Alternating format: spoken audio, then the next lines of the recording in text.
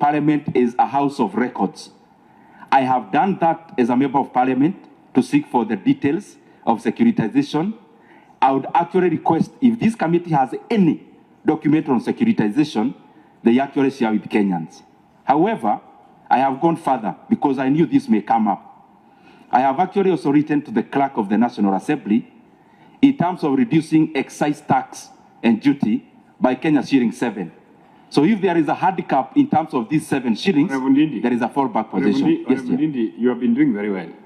Since you came, I think you did. But now, to the extent that you are suggesting that that securitization does not exist, I think you have moved from a factual appearance before us to our political side. We are sliding to a political side where now you want to start doing politics. I want to persuade you that you continue the same stretch you started, where you are focusing on the facts and the details of how we can help the oil crisis. If you suggest that there has been no securitization in the country, you know that is politics, my friend. So I think, please come back to the stretch of presentation you have been doing, where you have been giving us facts on how we can resolve this crisis.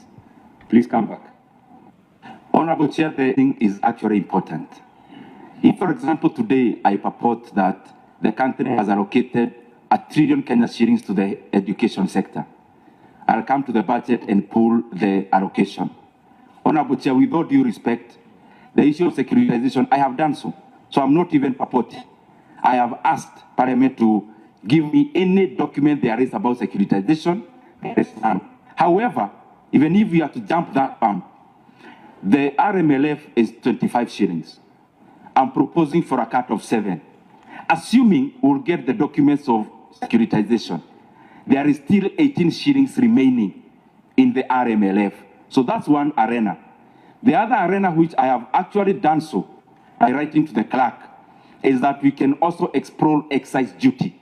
So that if RMLF has been hedged somewhere or used as collateral, then there is a fallback in terms of excise.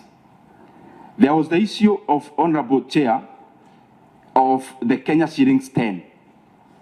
And to use your words, because Chair, allow me also, because talking is just not listening, is also feeling. The Chair said, and actually to use his words, don't you understand that the Kenya shillings 10 that was talked about in Nairobi, there is an extra 10 shillings that was talked about in Mombasa? Honorable Chair, Honorable Pukose, through the question you asked, I understand